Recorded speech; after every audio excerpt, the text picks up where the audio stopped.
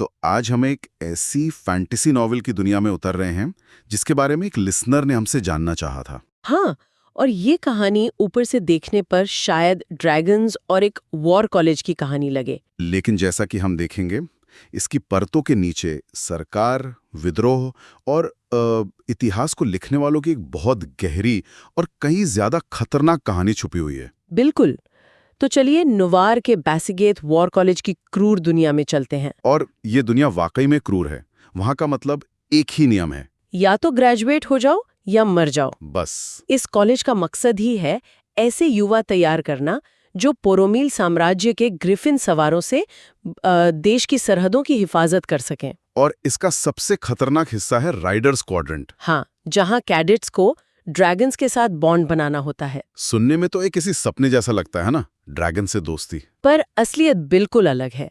Dragons कमजोर इंसानों से बॉन्ड नहीं बनाते, वो उन्हें जलाकर राख कर देते हैं। बिल्कुल। और इसी जानलेवा दस्ते में हमारी मुख्य पात्र वायलेट सोरेंगल को जबरदस्ती भेजा जा रहा है। और भेज कौन रहा है? उसकी अपनी माँ, जो कॉलेज की कमांडिंग जनरल है। यही तो सबसे अजीब बात है।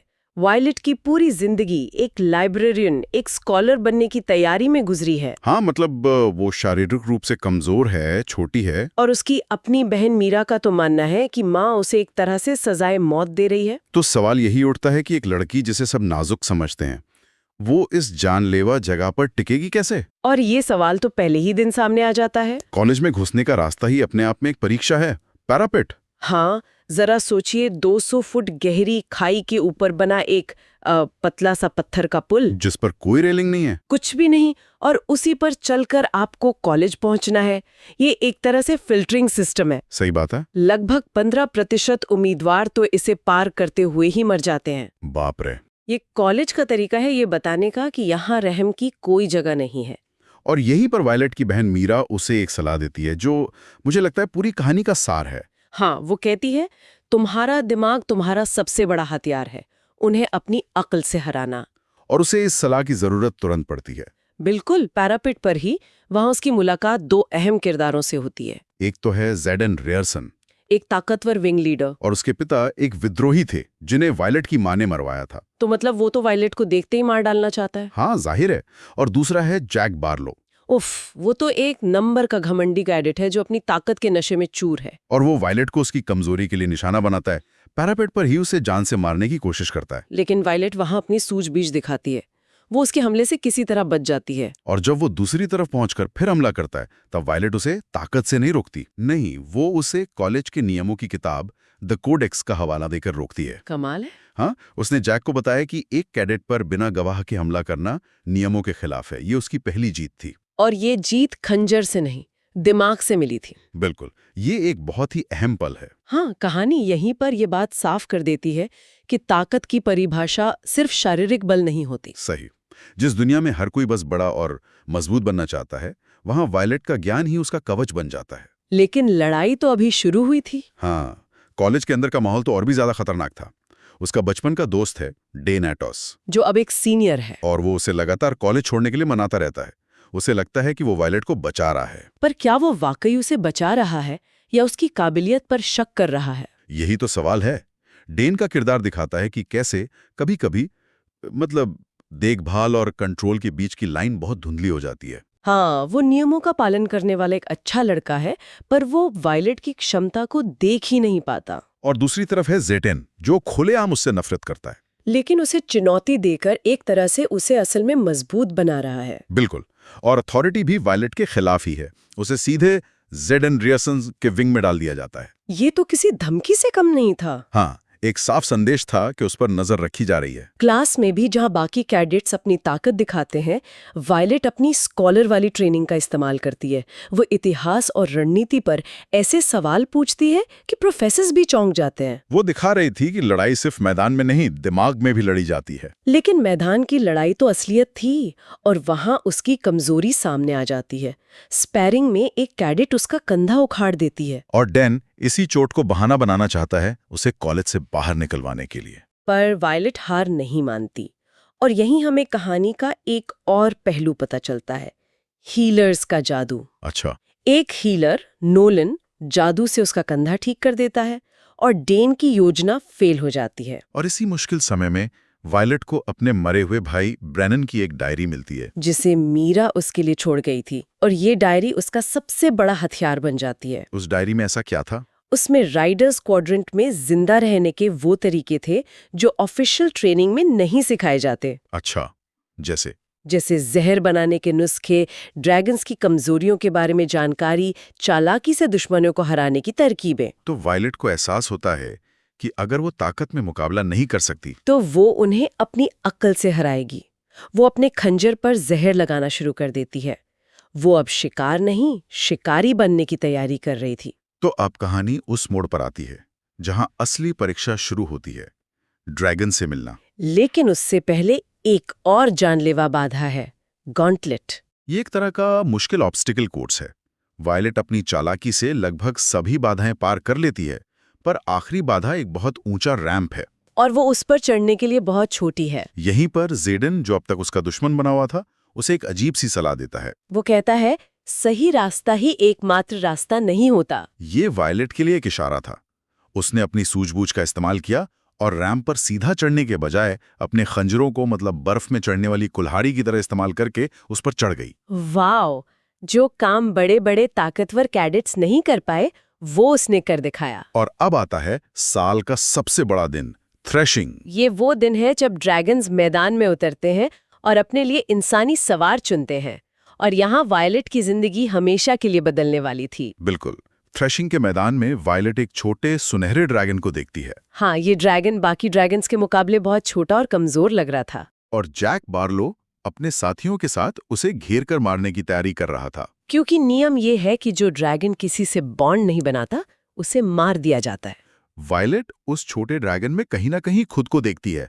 दोनों को कमजोर समझा जा रहा था, और वो अपनी जान की परवाह किए बिना उस ड्रैगन को बचाने के लिए जैक और उसके साथियों के सामने खड़ी हो जाती है।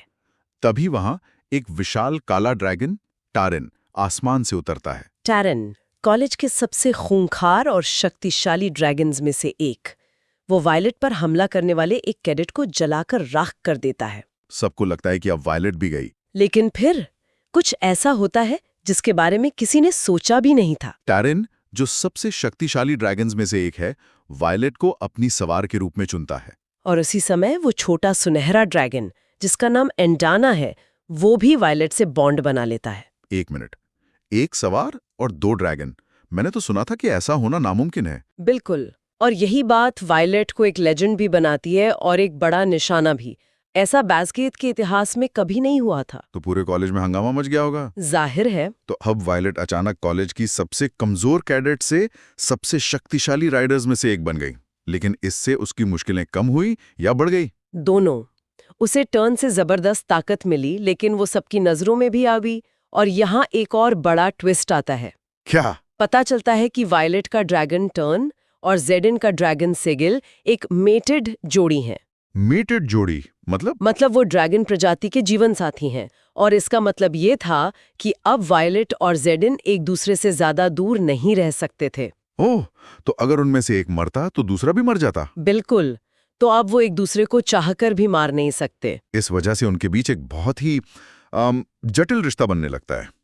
ज़ेडन, जो उससे नफरत करता था, अब उसकी ट्रेनिंग की जिम्मेदारी लेने पर मजबूर हो जाता है। हाँ, और इसी ट्रेनिंग के दौरान दोनों एक दूसरे की वो परतें देखते हैं जो दुनिया से छिपी हुई हैं। ज़ेडन उसे सिखाता है कि सिर्फ जिंदा रहना काफी नहीं है, उसे एक हथियार बनना होगा। और हमें ये भी पता चलता है कि ज़ेडन एक शैडो बीडर है। हाँ, यानी वो परछाइयों को काबू कर सकता है, जो एक बहुत ही दुर्लभ और खतरनाक शक्ति मानी जाती है। इसी बीच वायलेट पर हमले और भी गंभीर हो जाते हैं।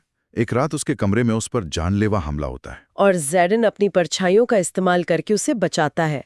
अब ये साफ हो जाता है कि ये सिर्फ कैडेट्स की आपसी दुश्मनी नहीं है, कोई बड़ी साजिश चल रही है। और इन सब के बीच वायलेट की अपनी शक्ति भी जागृत होती है। टर्न के जरिए से बिजली को नियंत्रित करने की शक्ति मिलती है, जो सबसे विनाशकारी शक्तियों में से एक मानी जाती है। और वो छोटा ड्रैगन एंडाना, वो भी कुछ करता है।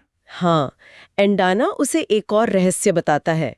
वो अभी बच्चा है और वो वायलेट को एक अनोखा तोहफा देता है, समय को रोकने की शक्ति। समय को रोकने की शक्ति? लेकिन ये शक्ति हमेशा के लिए नहीं है। जैसे जैसे एंडाना बड़ा होगा, ये शक्ति खत्म हो जाएगी।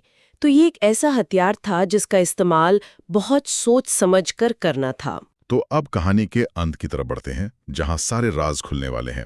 साल के आखिर में वॉर गेम्स होते हैं और वायलेट की टुकड़ी को सीमा के पास एक चौकी पर भेजा जाता है। और वहां वायलेट कुछ ऐसा देखती है जिससे उसकी दुनिया हिल जाती है। वो देखती है कि जेडन दुश्मन यानी पोरोमील के राइडर्स को हथियार सप्लाई कर रहा है। वायलेट को लगता है कि उसे धोखा मिला है। वो इंसान जिस पर वो भरोसा करने लगी थी वो देशद्रोही निकला। लेकिन यहीं पर कहानी का सबसे बड़ा राज खुलता है। बिल्कुल, जेडन उसे वो सच्चाई बताता है जिसे नवार का नेतृत्व और वायलेट की अपनी मां दशकों से छुपा रहे थे। क्या थी वो सच्चाई? जेडन बताता है कि वेनिन सिर्फ कहानियां नहीं है, ये असल में है। वेनिन, ये कौन है? ये ऐसे जादूगर हैं जो जिंदा रहने के लिए जमीन से ताकत खींचते हैं और बदले में उसे बंजर और बेजान बना देते हैं। और वाइवर्न उनके बनाए हुए बिना दिमाग वाले ड्रैगन जैसे जीव हैं जो सिर्फ तबाही मचाते हैं। तो मतलब असली दुश्मन पोरोमील नहीं बल्कि वेनिन है। हाँ, और नवार की सरकार इस बारे में कुछ नहीं कर रही। कुछ नहीं। वेनिन पोरोमील की सरहदों पर हमला कर रहे हैं और नवार अपनी जादुई दीवारों के पीछे छिपकर उन्हें मरने दे रहा है। पर क्यों? वो इस सच्चाई को क्यों छुपा रहे हैं? क्योंकि वेनिन से लड़ने का मतलब है एक ऐसी जंग लड़ना जिसे वो शायद जीत नहीं सकते। ये जानकर वायलेट की दुनिया हिल जाती है। उसकी अपनी सरकार, उसकी माँ एक तरह से नस्ल कशी में भागीदार है। और तभी उस चौकी पर वेनिन हमला कर देते हैं। बिल्कुल।